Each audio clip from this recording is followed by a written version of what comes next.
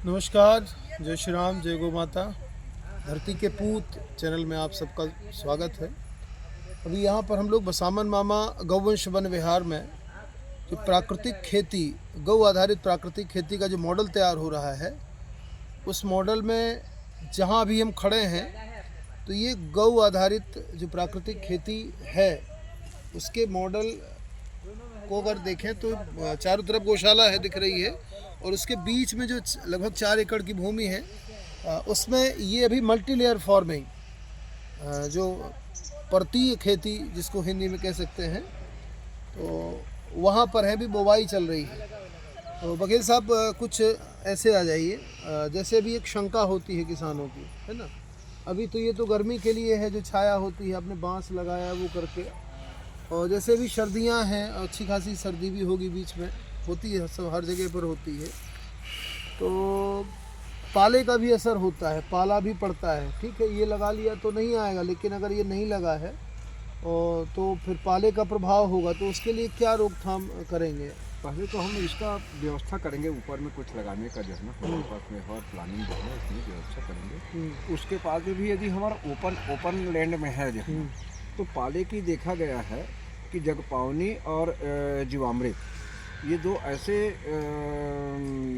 चीज़ हैं जो पाले के असर को कम कर देते हैं। मतलब ये इनकी ताकत को बढ़ाते हैं, ताकत को बढ़ा देते हैं। हाँ। पाले उसके जो मतलब का चीज़ है उसमें आती है ना, उसको वो इंटेंसिटी को पाले को जो है ना कम कर देते हैं, तो पौधा उसमें सर्वाइव कर जाता है। नहीं तो उसमें जैसे भाई जीवामृत डालेंगे, इससे एक इलाज ये भी होता है कि धुआं कर दिया जाता है। हाँ हाँ, धुआं भी पानी करने का भी किसान पानी भी लगाते हैं। हाँ, तो हाँ, उससे हाँ, असर होता है। तो हमारा ड्रिप में है तो हमारा उतना ज़्यादा उसमें आएगा नहीं देखना, ये हमारा ड्रिप में रहेगा जो।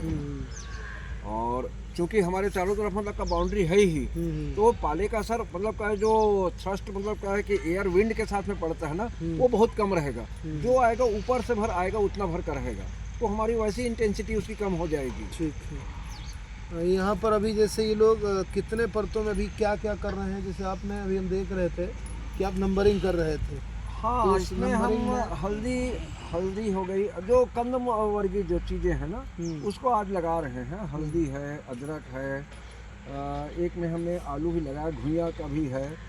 और मतलब जो जमीन के नीचे का मामला है वो अभी आप लोग करें, थोड़ा सा है ना, ऐसे दिखाइए। जैसे यहाँ पर ये नालियाँ, बीच में ये नालियाँ बना के रखी हैं आपने। हाँ, है ना? और पानी ज़्यादा चलने के लिए, और चलने के लिए, हमारे चलने के लिए भी यही चाहिए ना। हाँ। हम बेड में नहीं चल सकते ना, फिर जब लग जाएगी तो बेड में नहीं चलेंगे, तो हमको चलने के लिए भी ये रास्ता रहेगा।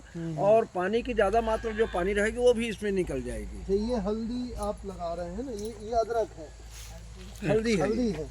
अच्छा हाँ, ये हल्दी है, ये नेचुरल हल्दी है। तो इसको जैसे आपने इसका शोधन किया है उस तरह से कि बीजामृत से शोधन किया, उसके बाद अग्निहोत्र का भस्म से भी उसका मतलब क्या कोटिंग किया, तो तीनों चीज हो गई है। इसमें गौमूत्र की भी कोटिंग हो गई है, गोबर की भी कोटिंग हो गई है, और तीसरी है अग्निहोत्र भस्म की भी कोटिंग हो गई है। वो एंटी फंगल होता है, ऐसा बोलते हैं। और चूना मतलब क्या है कि बीजामृत में हमने जो चूना डाला है वो भी इसका प्रोटेक्ट करता है। जहना बीजामृत बनाने का वीडियो पहले भी इसमें हमने अपने धरती के पूत चैनल में अपडेट किया है, बीजामृत कैसे बनाया जाता है। तो ये जो राख, वैसे भी राख का बड़ा उपयोग होता है, तो उसमें चूँकि एंटी फंगल होता है वो, और बीजामृत जो चूना है, गोबर है, गौमूत्र है, उसको मिला करके इसमें शोधन किया है। तो ये यहाँ पर हल्दी लगाई जा रही है ना। इसमें काली हल्दी भी, हाँ, काली हल्दी का भी है, प्रावधान है। अभी हम मतलब का है कि नेचुरल हल्दी ही लगा रहे हैं औषधि के लिए, और अदरक का भी चल रहा है।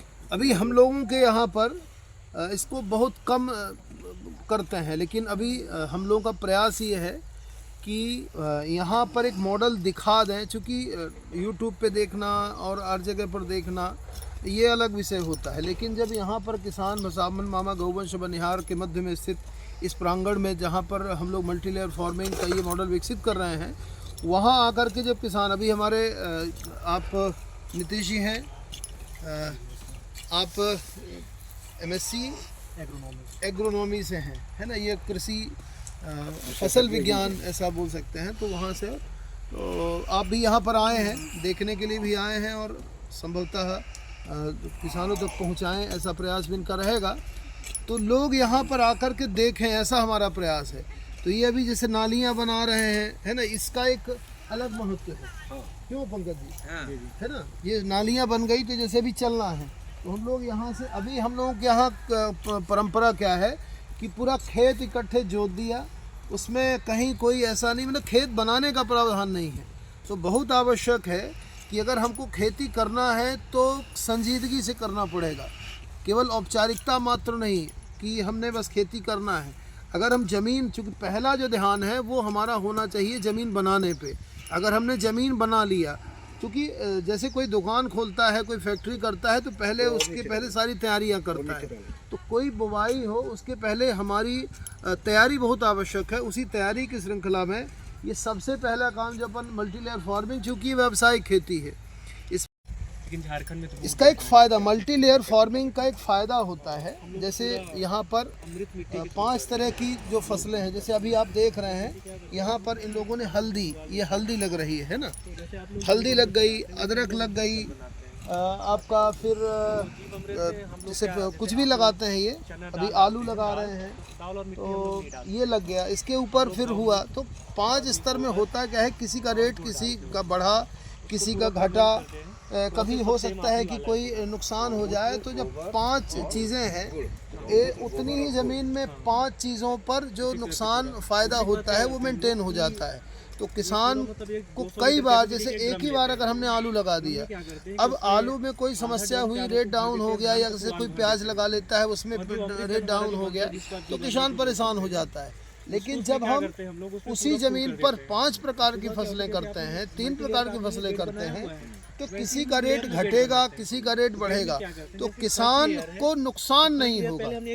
वो एक बड़ा काम है। तो मल्टी लेयर फार्मिंग का मॉडल जो यहाँ पर विकसित हो रहा है हमारे बसामन मामा गौवंश वन विहार में, वहाँ पर आकर के आपको देखना चाहिए। और व्यावसायिक खेती अगर कर रहे हैं, लाभ की दृष्टि से कर रहे हैं, तो निश्चित रूप से आपको फायदा मिलेगा। आशा है आप